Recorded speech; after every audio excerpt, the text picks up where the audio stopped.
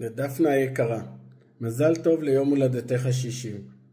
יש לי היכרות קצרה איתך, ומהיכרות זו אני מתפעל מאיך שאת מנהלת מפעל שלם שנותן תורם רבות לאנשים בתחום האפזיה בכל ההיבטים.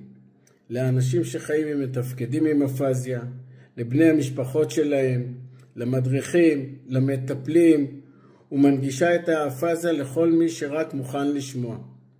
שמור לך אצלי מקום בלב על היכולת שלך לשמוע ולהכיל ולהבין, ולצאת ממך עם הרגשה שזה בסדר ונותנת מקום לכל אחד בדרכו. נאחל לך בריאות והמשך פעילות פורה וממלאת, ותמשיכי להגשים את שאיפותייך. בריאות ואושר, שנמשיך להיות לצידך ולהרוויח וליהנות מפירות עמלך. ושוב מזל טוב ליום הולדתך.